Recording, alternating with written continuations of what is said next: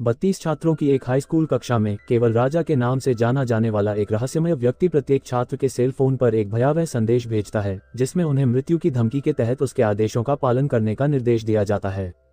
जैसे जैसे छात्र इन आदेशों का पालन करते हैं, आदेश समय के साथ और भी अधिक चरम और विकृत होते जाते हैं।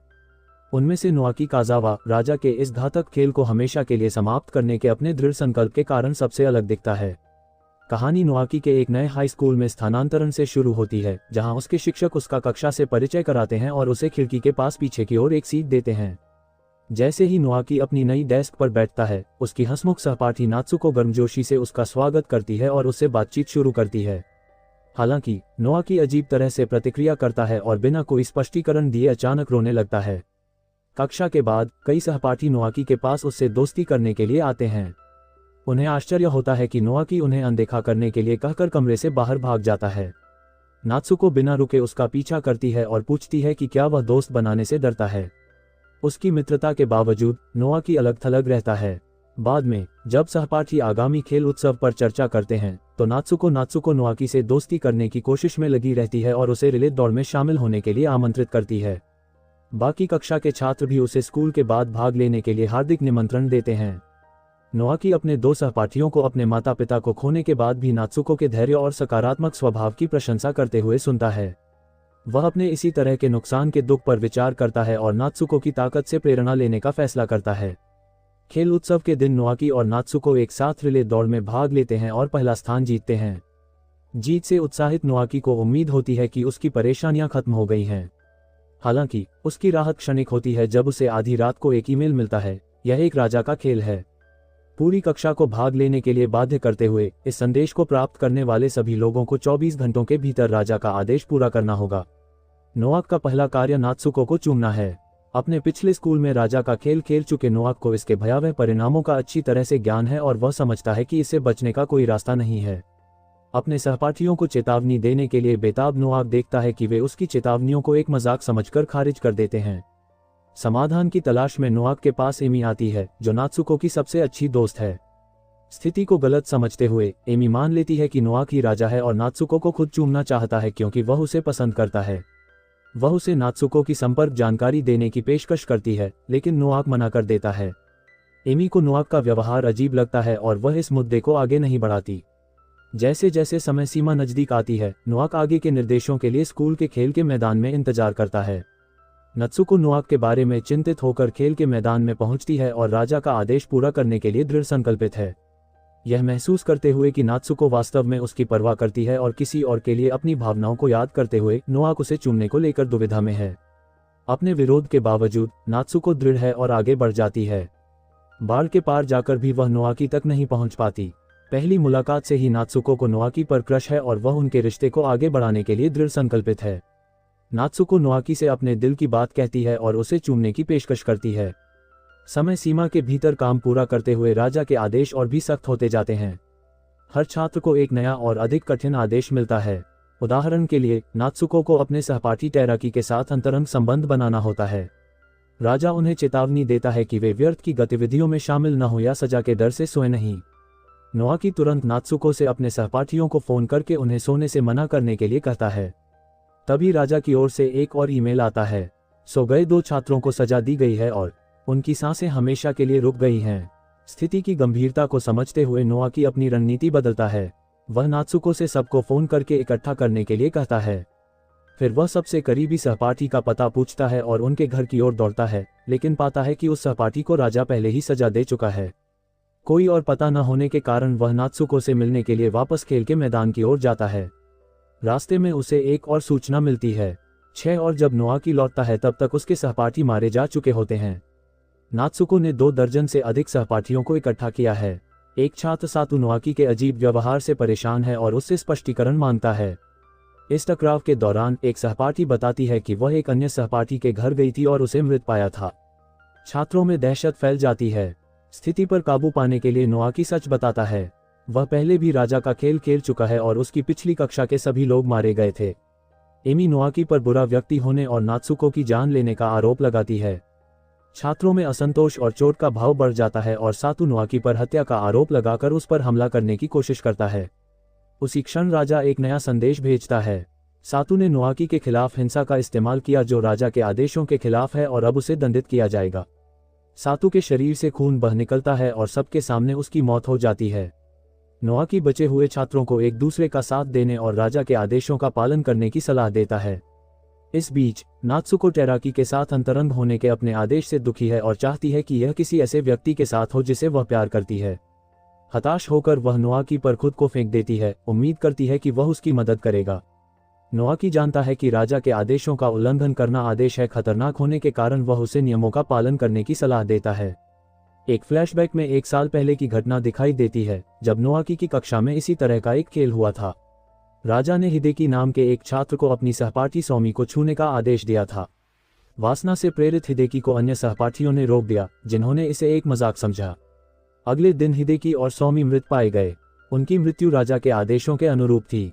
एक अन्य छात्रा मसाकी को अपने सहपाठी देसी के साथ अंतरंग होने का आदेश दिया गया था। मसाकी के डर के बावजूद उसके प्रेमी शुदा ने आदेशों को संयोग बताकर उसे मानने से रोक दिया।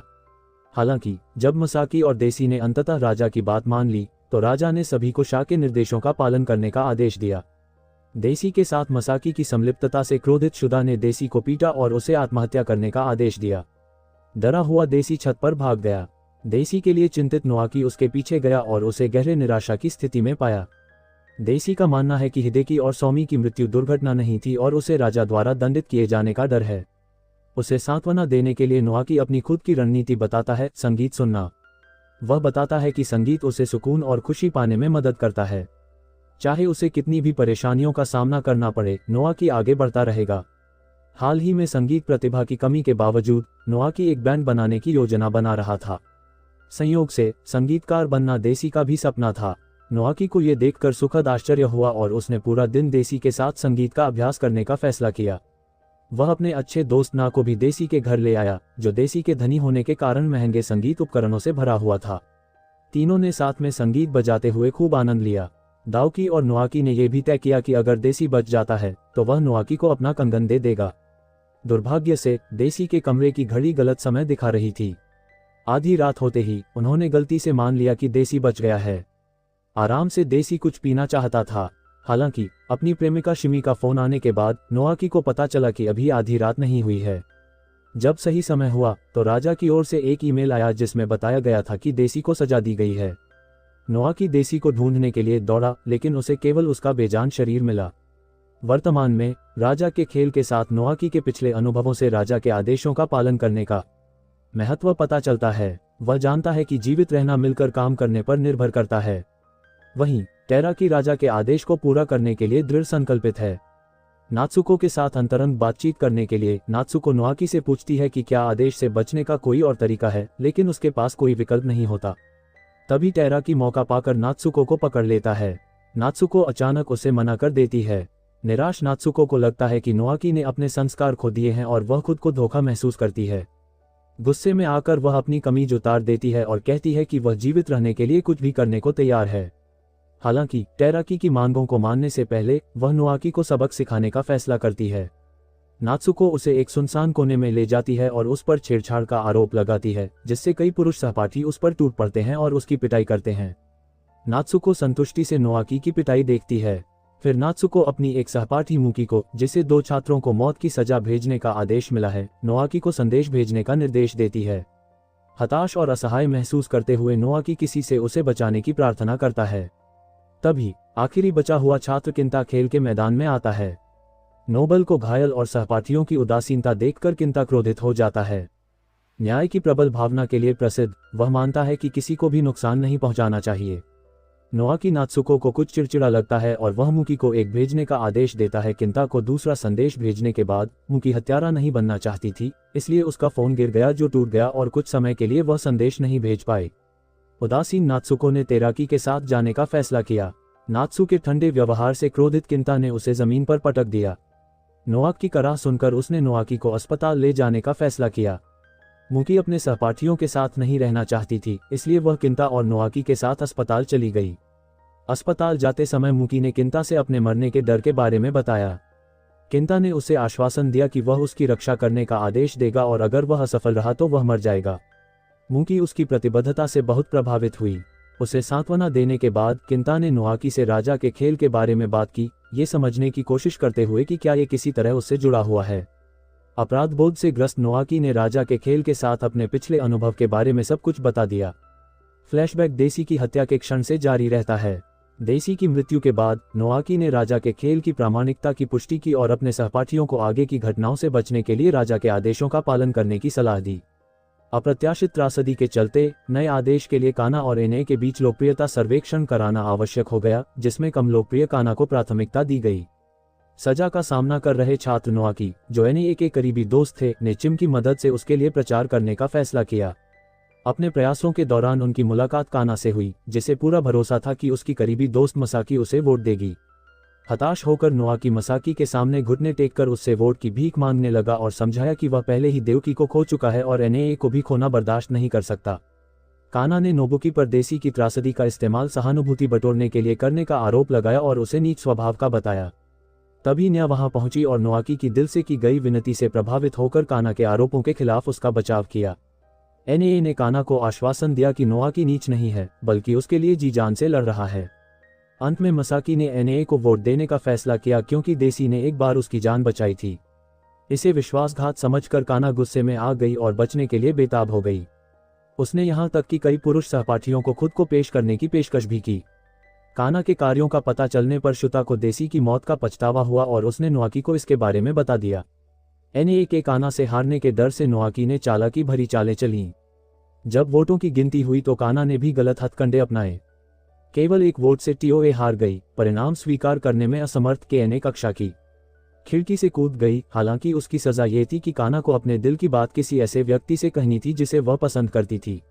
नोकी एनए के साथ काना के बचने की उम्मीद में अस्पताल गया। पश्चाताप से भरा नोकी ने कबूल किया कि उसने राजा के खेल से बचने का तरीका जानने के बारे में झूठ बोला था, सिर्फ एनए के लिए वोट हासिल करने के लिए। काना को धोखा देने के लिए वह खुद को एक शैतान जैसा महसूस कर रहा था, लेकिन एनए ने उसे आश्वस्त किया कि असली शैतान राजा था, नोकी नहीं। नोकी के ये काम नैतिक रूप से संदिग्ध थे, लेकिन अपने दोस्त की रक्षा करने की उसकी इच्छा से प्रेरित थे। जैसे जैसे आधी रात करीब आ रही थी, नोकी, चिमी और एनए अस्पताल में बेसब्री से इंतजार कर रहे थे। दुखद रूप से काना ने 11:40 बजे सांस लेना बंद कर दिया।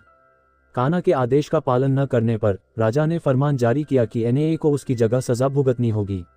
उसे दिन के भीतर किसी के साथ अंतरंग संबंध बनाना था। आधी रात होने में सिर्फ 10 मिनट बचे थे। एनए की मदद करने वाला एकमात्र व्यक्ति चिमी था। अपने दुख से जूझते हुए नोकी ने एनए और चिमी को एक ही कमरे में बंद कर दिया। नोकी की प्रेमिका के साथ अंतरंग होने के विचार से असहज एनए ने आदेश का विरोध किया। पालन सुनिश्चित करने के लिए नोकी को एनए को बेहोश करना पड़ा और फिर उससे पूछा। चिमी ने उसकी मदद करने के लिए सहमति दी और एनए के साथ अंतरंग कृत्य किया, जिससे उसे और नोआकी दोनों को काफी भावनात्मक पीड़ा हुई। बाद में उन्होंने एक दूसरे को कसकर गले लगाया और यह प्रतिज्ञा की कि नोआकी उससे पहले नहीं मर सकता। वर्तमान में केन्ना ने नोआकी के प्रति गहरी सहानुभूति व्यक्त की और न कि इस धारणा को साझा किया कि नोआकी बुरा व्यक्ति नहीं है। किन की समझ से भावुक होकर नोआकी अपने आंसू नहीं रोक पाया और समाधान खोजने के लिए दृढ़ संकल्पित हो गया। नोआकी ने योनकाई गांव की जांच करने का फैसला किया, वह स्थान जहां 3 दशक पहले राजा का खेल पहली बार प्रकट हुआ था। राजा के खेल का पत्र मिलने के बाद से गांव में रोजाना मौतें हो रही थीं और अंततः यह एक उजाड़ खंडहर बन गया था। नोआकी को उस समय के रिकॉर्ड खोजने और खेल से बचने का रास्ता खोजने की उम्मीद थी। केंटा और मुकी उसके साथ योनकाई गांव की यात्रा पर गए। उन्होंने राजा की असली पहचान पर चर्चा की। नोआकी को हमेशा संदेह था कि राजा कक्षा का ही कोई सदस्य है, लेकिन यह धारणा गलत थी। उसे वह समय याद आया जब उसकी दोस्त नामी एक दिन के लिए राजा बनी थी और उसने असली राजा को छूने का आदेश दिया था। नोआकी के फैसले पर भरोसा करते हुए और यह मानते हुए कि राजा उनकी कक्षा का ही कोई सदस्य है, आदेश दिए जाने के बाद नामी को बारी बारी से अपने प्रत्येक सहपाठी को छूने की अनुमति दी गई थी। राजा भी उनमें से एक था। उसे ईमेल सूचना मिल जाएगी। जोखिम के बावजूद नामी नोआकी की मदद करने के लिए काम पूरा करने के लिए दृढ़ थी। वह उससे बहुत प्यार करती थी और उसके लिए ये करना चाहती थी। दुर्भाग्य से अपने सभी सहपाठियों को छूने के बावजूद उसे राजा से कोई सूचना नहीं मिली। निराश होकर नामी अकेले नदी पर गई और रोने लगी। नोआकी उसे सबसे पहले मिला और अत्यधिक अपराध बोध महसूस करते हुए उसके लिए कुछ भी करने की पेशकश की। नामी का एकमात्र अनुरोध था कि नोआकी आधी रात तक उसके साथ रहे। जैसे जैसे समय नजदीक आया, उन्होंने एक दूसरे का हाथ थाम लिया और एक दूसरे की उपस्थिति में सुकून पाया। आधी रात से ठीक पहले राजा ने एक नया आदेश भेजा। नामी हमेशा के लिए अंधेरे में रहेगी और नोआकी को कुछ महत्वपूर्ण खोना पड़ेगा। चूंकि नामी पहले से ही अंधी थी, नोआकी ने झूठ बोलना चुना और उसे बताया कि उसे कोई आदेश नहीं मिला है ताकि वह उसे परेशान न करे। नामी ने धोखे को भांपते हुए चुपके से चिमी से संपर्क किया। नोआकी को मिले आदेश के बारे में जानने के बाद नामी ने समुद्र तट पर अपनी जान देकर उसकी मदद करने का फैसला किया। उसने नोआकी को फोन किया और पूछा कि क्या वह उसके लिए महत्वपूर्ण है। जब उसने बिना किसी झिझक के हाँ में जवाब दिया तो नामी ने उसे बताया कि अंधा होना उसके लिए पहले से कहीं अधिक दर्दनाक और भयानक था। नामी ने कल्पना की और कहा कि वह अब राजा का खेल सहन नहीं कर सकती। नोआकी ने उसे आश्वासन दिया कि वह उसकी रक्षा करेगा और उसकी आंखें बनेगा, लेकिन नामी ने उसका प्रस्ताव ठुकरा दिया और फोन काट दिया। नामी को खुद को बलिदान करने से रोकने के लिए दृढ़ संकल्पित नोआकी जल्दी से घर पहुंचा और अपनी सभी प्रिय वस्तुओं को तोड़ दिया। उसी क्षण नामी ने अलविदा कहने के लिए फोन किया, अपनी कृतज्ञता व्यक्त की और वादा किया कि वह उनके साथ बिताए समय को कभी नहीं भूलेगी। नोआकी उसे खोना नहीं चाहता था, इसलिए उसने अपने आदेशों को पूरा करने के लिए चिमी से संबंध तोड़ने पर भी विचार किया। जब वह समुद्र तट पर पहुंचा तो उसे रेत पर केवल नामी का कबूलनामा मिला। शोक से व्याकुल नोआकी नामी के खोने का शोक मनाते हुए बेकाबू होकर रोने लगा, जिसने अपनी जान की कीमत पर उसकी रक्षा की थी। समुद्र किनारे रोते हुए नोआकी की मुलाकात रिया नाम की एक सहपाठी से हुई।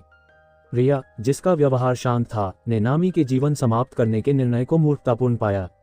रिया को जीवन या मृत्यु की ज्यादा परवाह नहीं थी और वह राजा को हराने और एकमात्र जीवित व्यक्ति बनने के लिए दृढ़ संकल्पित थी। उसे राजा के खेल में आनंद आता था और वह अपने लक्ष्य को प्राप्त करने के लिए हत्या सहित किसी भी आदेश का पालन करने को तैयार थी। नोआकी एक कमजोर प्रतिद्वंद्वी के रूप में आश्वस्त थी कि वह अंत तक जीवित रहेगी। रिया से विदा लेने के बाद नोआकी घर लौट आया और नाआ के साथ आधी रात का इंतजार करने लगा। वह अभी भी नामी की मौत के दर्द से जूझ रहा था। तभी उसके सहपाठी योसेक के फोन ने उसे उम्मीद की एक किरण दिखाई। योसेक राजा के खेल की जांच कर रहा था और उसने पाया कि पीड़ितों को राजा की ओर से एक विशेष ईमेल मिलता था जिसमें एक शब्द लिखा होता था। हालांकि उस शब्द का उद्देश्य स्पष्ट नहीं था, योसेक का मानना था कि यह खेल को समाप्त करने का सुराग हो सकता है। अब नामी का फोन चेक करने पर उसे ईमेल में एक हिराना अक्षर मिला। नोआकी ने ये जानकारी योसेक के साथ साझा की और उससे पूछा कि क्या वह रिया के बारे में कुछ जानता है। योसेक ने बताया कि रिया एक समय हंसमुख लड़की थी जिसे मुस्कुराना बहुत पसंद था, लेकिन उसके पिता द्वारा उसे तंग किए जाने के कारण उसने अपना दिल बंद कर लिया। योसेक ने नोआकी से यह वादा करने को भी कहा कि अगर उसे कोई परेशानी आती है तो वह कोरी नो बाकी नाम के किसी प्रियजन की रक्षा करेगा। बाकी ने यह अनुरोध मान लिया। जैसे ही आधी रात हुई, राजा ने एक ईमेल भेजा जिसमें उन्हें खेल के दौरान किसी भी अनावश्यक गतिविधि में शामिल न होने का निर्देश दिया गया था। 3 छात्रों ने खेल के नियमों का उल्लंघन किया और 6 छात्रों ने आदेशों का पालन नहीं किया, जिसके परिणामस्वरूप उनकी मृत्यु हो गई। नोआकी ने कई तरीकों से यह बात नोटिस की। शुदा ने नियमों का उल्लंघन किया था और उसने तुरंत उसे फोन करने की कोशिश की, लेकिन शुदा को मरने से पहले ही सजा मिल रही थी। शुदा मुश्किल से एक शब्द बोल पाया, अस्वीकार करो। इससे एनए को एक बात समझ में आई, जिसे याद आया कि उसने शुदा और 2 अन्य लोगों को पिछले दिन राजा के ईमेल अस्वीकार करने के बारे में बात करते सुना था। पता चला कि राजा के ईमेल स्वीकार न करने के कारण ही उन्हें सजा मिली थी। इस अराजक समय में एक और सहपाठी को आदेश न मानने के लिए सजा मिली। शिमी के फोन का जवाब न देने से चिंतित नोआकी उसके घर भागा। उसने एनए से अन्य छात्रों को ईमेल अस्वीकार न करने या अपने फोन नंबर रद्द न करने के लिए सूचित करने में मदद करने के लिए कहा। नोआकी का पहला संपर्क होको से हुआ, जिसे उसने अनावश्यक कुछ भी न करने की सलाह दी। दुर्भाग्य से होको को फिर भी सजा मिली। परेशान होको ने रोते हुए नोआकी को फोन किया और पूछा कि ऐसा क्यों हुआ। नोआकी ने अनुमान लगाया कि रोना एक अनावश्यक कार्य माना जाता है और इसके परिणामस्वरूप सजा मिलेगी। हिरोको की मृत्यु के बाद नोआकी को हिरोफुमी का फोन आया, जो एक और सहपाठी था और रोने के लिए जाना जाता था। हिरोफुमी ने नोआकी को उसके समर्थन के लिए धन्यवाद दिया और अलविदा कहा क्योंकि उसे भी सजा मिली थी। सच्चाई का जल्द पता चलने पर नोआकी ने चेतावनी दी कि अभी रोने से बचना चाहिए और सभी को सलाह दी कि ईमेल न पढ़ें क्योंकि दोस्तों की मौत देखकर आंसू आ सकते हैं। थके हुए नोआकी को योसेक का फोन आया, जिसने राजा के खेल को समाप्त करने के बारे में एक महत्वपूर्ण सुराग खोज निकाला था। योसेक ने पता लगाया कि यह खेल 30 साल पहले योनाई गांव में खेला गया था और कोई भी जीवित नहीं बचा था। उसका मानना था कि योनाई गांव में महत्वपूर्ण सुराग हैं और उसने नोआकी से जांच करने का आग्रह किया। दुर्भाग्य से योसेक को सजा का नोटिस मिला और वह अब खुद सुराग नहीं खोज सकता था। उसने नोआकी को कोरी की रक्षा करने के लिए कहा और फिर फोन काट दिया। योसी का आखिरी संदेश कोरी की आवाज फिर से सुनने की इच्छा थी, लेकिन उसे कभी मौका नहीं मिला। योसेक की सजा के बारे में जानकर कोरी के रोने के डर से नोआकी ने उसे तुरंत फोन किया। उसने उसे निर्देश दिया कि वह रोए नहीं, अपना ईमेल न देखे और कोरी की रक्षा के लिए किसी से संपर्क न करे। उसने झूठ बोला कि योसेक को सजा नहीं मिली है और वह केवल योनाई गांव की जांच कर रहा है। नोआकी फिर योनाई गांव जाने की तैयारी करने लगा। उसने केवल ना को अपनी यात्रा के बारे में बताया। रास्ते में उस पर हमला हुआ और कोरी को हथियार के साथ देखकर हैरान रह गई। कोरी का मानना था कि नोआकी योसेक की मौत के लिए जिम्मेदार कोरी ने उस पर राजा होने का आरोप लगाया। नोआकी को कोरी को सब कुछ समझाना पड़ा, जिसमें यह भी शामिल था कि योसेक ने उससे झूठ बोलने का अनुरोध उसकी सुरक्षा की चिंता के कारण किया था। योसेक की सुरक्षात्मक भावनाओं और उसके प्रति अपने प्यार से कोरी बहुत प्रभावित हुई थी, लेकिन नोआकी के उसे बचाने के प्रयासों के बावजूद वह टूट गई। वह रोई और उसे हृदय गतिरोध की सजा मिली, जिसके परिणामस्वरूप कोरी की मृत्यु हो गई। कोरी की मृत्यु के बाद रिया नोआकी से यानाई गांव के बारे में जानकारी लेने के लिए आए। जैसे ही नोआकी जाने वाला था, छात्रों को एक नया आदेश मिला। उन्हें एक व्यक्ति को पासा फेंकने के लिए चुनना था। पासे पर आने वाली संख्या यह निर्धारित करेगी कि चुने गए व्यक्ति को कितने लोगों को चुनना है और इन चुने हुए व्यक्तियों को पासा फेंकने वाले व्यक्ति के साथ सजा का सामना करना पड़ेगा। नए आदेश के अनुसार यदि कोई भी पासा नहीं फेंकता या दूसरों को नहीं चुनता तो सभी को सजा मिलेगी। 10 जीवित बचे थे और सबसे खराब स्थिति में 6 आने पर केवल 3 ही जीवित बचेंगे। अब आप अभिभूत और कायम महसूस कर रहे थे, नोआकी से संपर्क करने के लिए संघर्ष कर रहे थे और नहीं जानते थे कि क्या करना है। इस बीच रिया ने ईमेल के माध्यम से पार्क में सभी को इकट्ठा किया और चर्चा की। पासे का लुढ़कना सिवाय एक महिला सहपाठी ने स्वेच्छा से आत्महत्या कर ली थी और अस्पताल में भर्ती थी। उसके एक पुरुष सहपाठी आबे ने प्रस्ताव रखा कि उसका सबसे अच्छा दोस्त तोशियुकी अपनी जान बचाने के लिए पासा फेंके। तोशियुकी को धोखा महसूस हुआ, लेकिन वह पासा फेंकने ही वाला था कि नोआकी ने हस्तक्षेप किया। स्थिति बिगड़ती देख आबे ने चिमी को बंधक बना लिया और नोआकी और नाआ को धमकी दी। उसने चिमी को चाकू भी मार दिया, जिससे नोआकी को तोशियुकी से पासा छीनना पड़ा। एक अप्रत्याशित मोड़ में नाआ ने अचानक पासा छीन लिया और उसे जमीन पर फेंक दिया। परिणाम 6 आया, जिसका मतलब था कि नाआ को 6 लोगों को सजा के लिए चुनना था। काडा ने सुझाव दिया कि नाआ अस्पताल में भर्ती महिला सहपाठी को भी शामिल करे, लेकिन नाआ ने इनकार कर दिया और अनजाने में काडा का नाम ले लिया, जो सजा पाने वाला पहला व्यक्ति बन गया। फिर नाआ ने 3 और व्यक्तियों के नाम लिए। चयन पूरा करने के लिए उत्सुक आबे ने नाआ पर दबाव डाला कि वह चिमी को बचाने के लिए शेष 2 लोगों के नाम भी ले। नोबुआकी ने नाआ से अपना नाम शामिल करने के लिए कहा। इसी क्षण आबे की हरकतों से नाराज तोशियुकी ने उसे घूंसा मारा। आबे के घायल होने से चिमी को मुक्त कर दिया गया। तोशियुकी अब इसमें भाग नहीं लेना चाहता था। खेल ने ना से उसे शामिल करने का अनुरोध किया। ना ने बात मान ली और तोशियुकी और ना की मौत के साथ ही उन्हें उनकी सजा मिल गई। पीड़ित के मोबाइल फोन से जानकारी इकट्ठा कर रही रिया ने अपने लैपटॉप से डेटा की जांच की और योसी के शोध के साथ अपने निष्कर्षों को मिलाकर यह निर्धारित किया कि मृत्यु का कारण राजा के खेल से जुड़ा एक कंप्यूटर वायरस था। सुझाव की शक्ति का फायदा उठाने वाला ये वायरस इतना घातक था कि इसने शरीर की अपनी कोशिकाओं को नष्ट कर दिया। ये वायरस योनाई गांव में इस्तेमाल होने वाले जीवाणु रूप से विकसित होकर टेक्स्ट संदेशों के माध्यम से प्रसारित होने वाले डिजिटल रूप में बदल गया था। रिया ने अनुमान लगाया कि वायरस के विकास में बाहरी मदद का हाथ रहा होगा। अपने प्रयासों के बावजूद रिया को एकत्रित डेटा अपर्याप्त लगा। उसने राजा के खेल प्रोग्राम में एक बग का पता लगाया और वायरस को खत्म करने के लिए इसका उपयोग करने का प्रयास किया। दुर्भाग्य से राजा को रिया की हरकत का पता चल गया और उसने उसे एक दंडात्मक ईमेल भेजा। बग को जाल समझकर रिया ने शांति से अपने भाग्य को स्वीकार कर लिया। उसने अपने निजी अनुभवों को बताया। उसके पिता एक प्रतिभाशाली प्रोग्रामर, एक विकृत मानसिकता वाले व्यक्ति थे जिन्होंने उसे प्रताड़ित किया।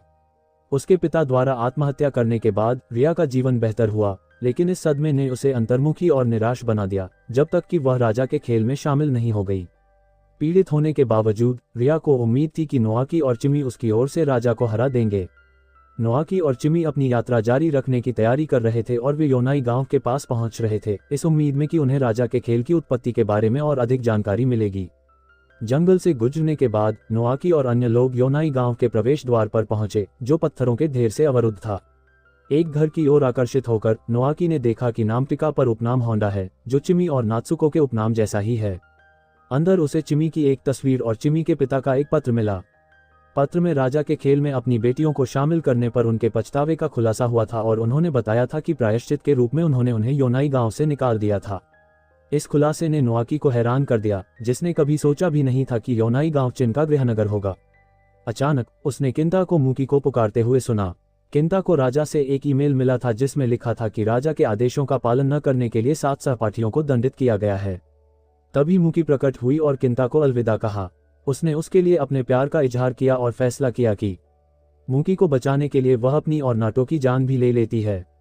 केंटा, जो मूकी से प्यार करता है, उसे बेहोश करके रोकने की कोशिश करता है। वह उसे अपने साथ ले जाता है। सिग्नल टावर के पास मूकी अपने फोन से खुद को ईमेल भेजने की कोशिश करता है, लेकिन मूकी का पुराना फोन खराब हो गया है और उसका नया फोन राजा के खेल में भाग नहीं ले सकता। नतीजतन मूकी और केंटा दोनों को दंडित किया जाता है।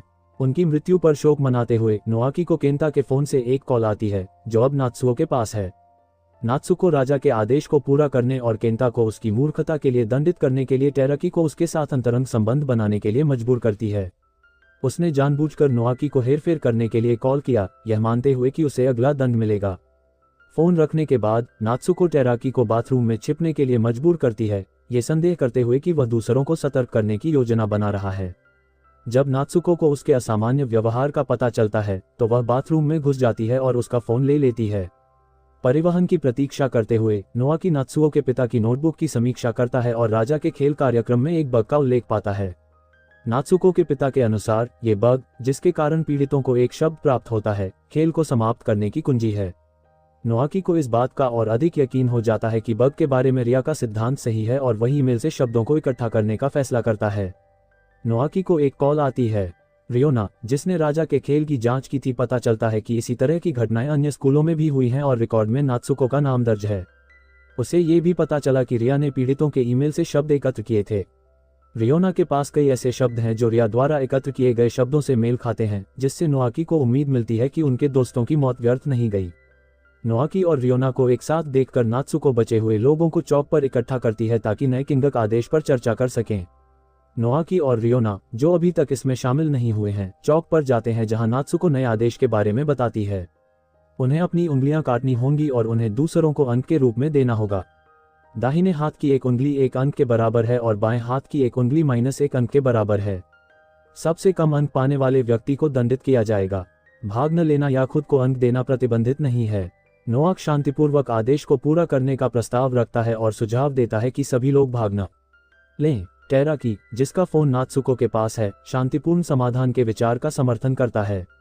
हालांकि जब उसकी बारी आती है तो नाई बनने का सपना देखने वाला टेराकी पहले नोआक के बाल काटने का फैसला करता है। इसके बाद वह उसकी दाहिनी तर्जनी और फिर बाएं हाथ की सभी उंगलियां तोड़ देता है। नोआकी को 1 अंक देते हुए हाथ नात्सुको को 4 अंक और ई को 1 अंक मिले। टेराकी के कार्यों से नाखुश नात्सुको को अपने दाहिने हाथ की 4 उंगलियां तोड़नी होंगी या दूसरों से सकारात्मक अंक प्राप्त करने होंगे। निराश होकर वही की दाहिनी तर्जनी उंगली तोड़ देती है। नोआकी बीच में आकर तर्क देता है कि इस कार्रवाई से एमी के साथ नात्सुको के रिश्ते को नुकसान होगा, जो उसे सकारात्मक अंक नहीं देगी। नात्सुको को विश्वास है कि वही को अपने वश में कर सकती है और उसे बताती है कि वह उसे बचाएगी। इससे ई को उनका अतीत याद आ जाता है और वह नात्सुको को एक सकारात्मक अंक देने के लिए सहमत हो जाती है। इस प्रकार टेराकी के बलिदान के बावजूद नात्सुको और ई अपने अंक प्राप्त करने में सफल हो जाते हैं और राजा के आदेश का पालन करते हैं। उपचार के बाद छात्र फिर से इकट्ठा होते हैं। नोआकी सभी से एकजुट होने और एक दूसरे को चोट न पहुंचाने का आग्रह करता है और नेतृत्व की भूमिका निभाने का प्रस्ताव रखता है। टेराकी नोआकी के नेतृत्व का समर्थन करता है, लेकिन सुओ नहीं। सुओ आपत्ति जताती है और तर्क देती है कि केवल वही खुद को बचा सकती है। उसका मानना है कि राजा के आदेशों की प्रतीक्षा करने के बजाय सभी को मार देना बेहतर है, क्योंकि खेल में केवल एक ही व्यक्ति जीवित रह सकता है। नात्सुको के साथ तीखी बहस के बाद शेष घटनाओं का विस्तृत और संशोधित संस्करण यहाँ दिया गया है। नोआकी बहुत निराश है और रियोना हैरान है। नात्सुओ के कार्यों से सवाल उठता है कि अगर वह मानती है कि सिर्फ एक ही व्यक्ति बच सकता है तो वह आई को क्यों जिंदा रखती है। नात्सुको बताती है कि वह आई के प्रति अपने पिछले कार्यों का प्रायश्चित नहीं करना चाहती और अपने दर्दनाक अतीत के बारे में बताती है। पिछले राजा के खेल में वह बताती है कि कैसे उसे उस व्यक्ति को मारने के लिए मजबूर किया गया जिससे वह सबसे ज्यादा नफरत करती थी, और उस व्यक्ति के अपने जीवन को समाप्त करने पर उसे कितना पछतावा हुआ जिसे वह बचाना चाहती थी। इन भावनाओं से अभिभूत होकर नात्सुको अचानक नोआकी को गले लगा लेती है। बाद में नात्सुको बताती है कि उसने राजा के मेल को अस्वीकार करने के लिए टेरी के फोन का इस्तेमाल किया, जिसके परिणामस्वरूप टेराकी को सजा मिली और अंततः अपने अंतिम क्षणों में उसकी मृत्यु हो गई। टेराकी को उम्मीद है कि नोआकी बचे हुए लोगों को जीत की ओर ले जाएगा। टेरी की मृत्यु के बाद केवल 10 लोग ही बचे हैं। राजा के नवीनतम आदेश के अनुसार बचे हुए लोगों को हर 8 घंटे में माउंट नागाबे की चोटी की ओर दौड़ना होगा। शिखर से सबसे दूर रहने वाले व्यक्ति को समूह में सजा मिलेगी। मासातोशी सबसे तेज धावक है, लेकिन ताकुया उसे एक फ्लाईओवर से धक्का दे देता है जिससे उसे गंभीर चोट लगती है। उसके सहपाठियों द्वारा छोड़ दिए जाने के बाद मासातोशी पीछे छूट जाता है। नोआकी, रियोना और आई भी उनमें से हैं। धीमे धावकों ने एक साथ रहने का फैसला किया। रियोना ने सुझाव दिया कि वे तब तक दौड़ते रहें जब तक वह उनसे आगे न निकल जाए। बाद में जब नोआकी और ई अपने अन्य सहपाठियों से मिलते हैं तो उन्हें मोशी की चोट और उसके परित्याग के बारे में पता चलता है। रियोना के बारे में चिंतित नोआकी ई से समूह के साथ आगे बढ़ने के लिए कहता है, जबकि वह रियोना को ढूंढने के लिए वापस लौटता है।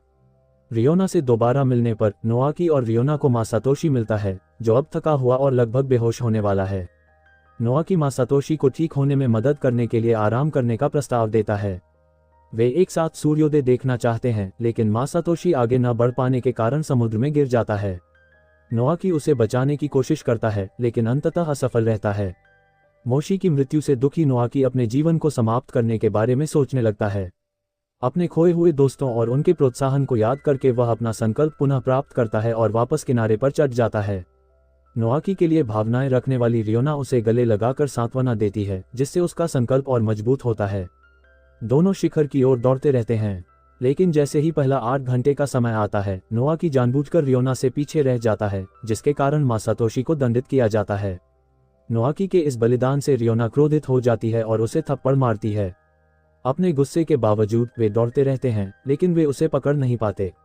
जैसे जैसे दूसरी 8 घंटे की समय सीमा नजदीक आ रही है, दूसरों के साथ मिलकर उन्हें यह तय करना होगा कि कौन अपना बलिदान देगा।